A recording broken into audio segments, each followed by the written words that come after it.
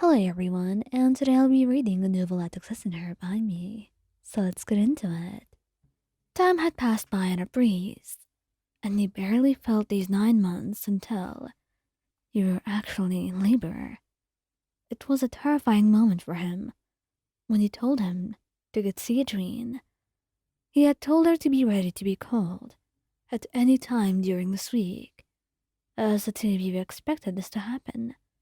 But even then, with all the preparations, and all the precautions you'd taken, and even with a doctor at your door, somehow he still felt startled and terrified. It was a lot, a heavy moment for him. Something important was happening.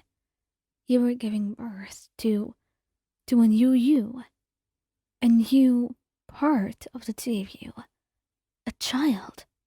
Would it be a boy? A girl? He had no idea. And he was curious about that too, but all of that was in the back of his mind. As, well, he was worrying about you more than anything. What could be happening now? You seemed to be in a terrible amount of pain, and that was enough to set him off. Until Cedrian was at your door finally. He had sent for her, as he was pacing around outside. He couldn't bear to be with you in the same room. And a couple of Milicians had advised him not to enter, as he was panicking, and they were all worried that his panic would unsettle you further.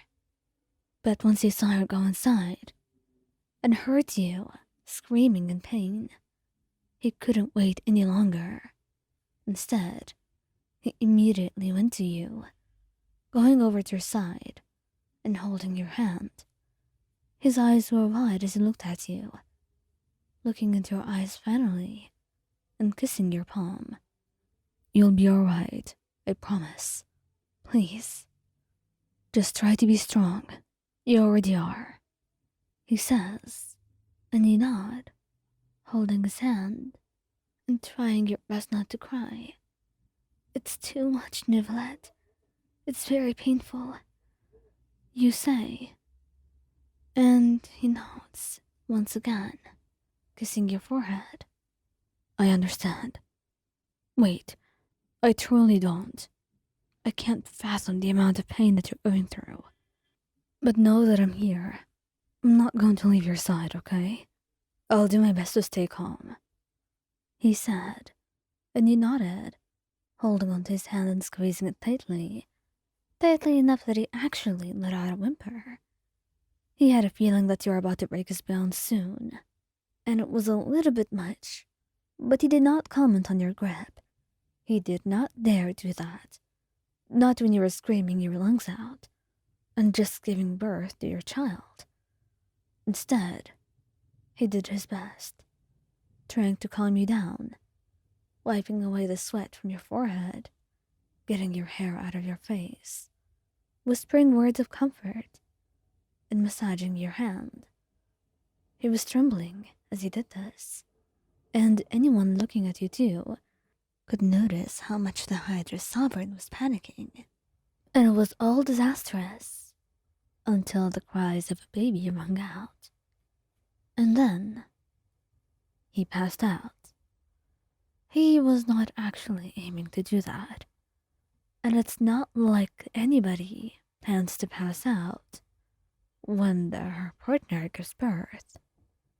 But it was simply the unnatural amount of emotions that he was feeling in that moment. It felt like he was not equipped to deal with it. He had no idea what to do, and his mind was going through so much. And maybe it should have been more right that you faint, considering the physical turmoil you were under. But that was how it turned out. And the Milicians carried him, while you panicked a little bit more. But Cedrine was able to calm you down. All in all, it was a rather stressful time. He woke up an hour later, and he was crying as he saw you hold your baby. Crying in the form of rain, of course, since no tears could come out of his own eyes. But you could tell how happy and sad Wait, why was there guilt in his eyes? Neuvillette, just tell me what's going on. Why are you so sad? Our daughter is just fine. I don't see why you're so upset. I'm sorry, Wyan, he said. I'm so sorry. You, our baby, it couldn't be there for either of you. I'm sorry you passed out like that. It seemed I'm not equipped to handle such emotions, but it feels like a failure for me. I'm only just starting to be a parent, and yet, I started it with a failure. But I'm simply sorry. I am ashamed, if anything. Neuvillette, please, look at me. There is nothing to be ashamed of. You did your best, and I'm happy that I have you, and our child. She's well, she's breathing, and you're okay too. That's the most that I could ask for. I have everything that I need. You're here, and our daughter, and we're both alright. Well, we're all alright, since it's not the two of us anymore. You say with a smile, and he smiles back, narrowing listening a little bit. You're correct. We are now three. 3 of us.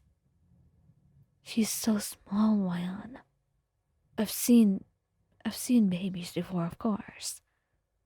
I've served as the eunuchs for a long time, and I've had to go with Lady Farina to many places, and I've seen her bless those babies myself. But I suppose somehow it is different when the child is your own. It is, Neuvillette. You're so good at this, you know? It's okay to be stressed. You didn't know much about human birth anyway, right? He nodded, looking away in shame, but he just kissed his cheek, smiling gently. It's okay. And even then, that happens a lot to others. I felt like I was gonna pass out too. But you're strong. You didn't. And I'm proud of you, Wyan. You smile at that, kissing him. I'm proud of you too. You're about to be an amazing father. So don't be sorry, Neuvillette. There's nothing for you to worry about at all.